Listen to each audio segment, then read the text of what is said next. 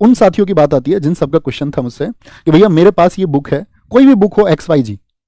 कोई भी बुक हो आपके पास में XYG, कोई भी बुक है, आप उसको अच्छी बुक मानते हैं, आपके वो बुक समझ में आती है, ठीक है, और आपको वो सही मायने में सिलेक्शन दिला सकती है, तो मैं कहूंगा दोस्त मतलब फिर कोई दिक्कत नहीं, आप उसी बुक से पढ़िए।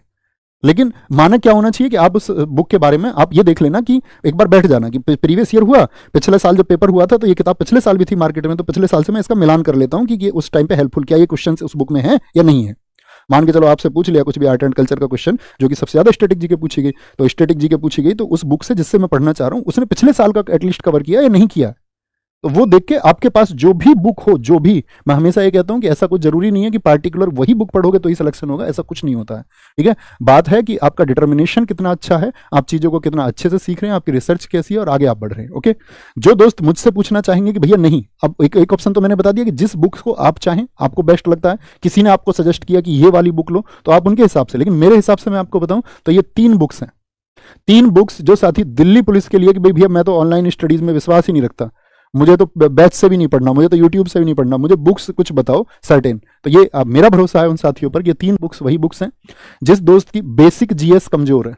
बेसिक जीएस मतलब उसको जीएस की थोड़ी भी समझ नहीं है, ये तो जानता वो गांधी जी भारत में रहे, लेकिन वो ये नहीं जानता कि गांधी जी पैदा कब हुए, गांधी जी अफ्रीका कब गए, गांधी जी ने कौन कौन से आंदोलन चलाए, तो ये बेसिक जीएस आपको कवर करा देगी। यानी कि मैं कह सकता हूं दिल्ली पुलिस में अगर टोटल 50 में से मैं ईमानदारी से आपको बताऊं तो आप देखोगे भैया 8 से 10 क्वेश्चन जो है बेसिक ही होते हैं, और 8 से 10 क्वेश्चन जो है वो इस बुक के माध्यम से, मतलब 8-10 क्वेश्चन का तो बेस आपका बना देगी, ठीक है आपका। और ये दिल्ली पुलिस की बात कर रहा हूं विशेषतः, और इसके बाद में आपका साथी, मैंने क्या बोला, 8 से 10 क्वेश्चन आप बुक से, और कोई भी दुनिया में ऐसी किताब नहीं है जो 100% मार्क्स का दावा करती हो, तो वो झूठ है, सिर्फ स्टूडेंट्स को फंसाने की एक बात है और कुछ नहीं है। कोई भी ऐसी बुक है ही नहीं, मैं बोलूं मेरी किताब है वो सबसे ज्यादा कामयाब है, सारा पेपर उसी से आएगा, तो साथी मैं फिर आपसे झूठ बोल रहा हूँ। कोई भी बुक आपके लिए सहायक हो सकती है, आपकी चीजों को, आपके स्कोर को बूस्ट कर सकती है, लेकिन सब कुछ एक किताब से आ जाएगा ये संभव ही नहीं है, ठीक है। उसके लिए आपको रिसर्च ऐड करनी पड़ती है, टीचर्स को मेहनत करनी पड़ती है, आपको कंटेंट अपना अपडेट करना पड़ता है, टीचर्स को अपना अपडेट करना पड़ता है, तब हम मैक्सिमम पर पहुंचते हैं। बात क्लियर है।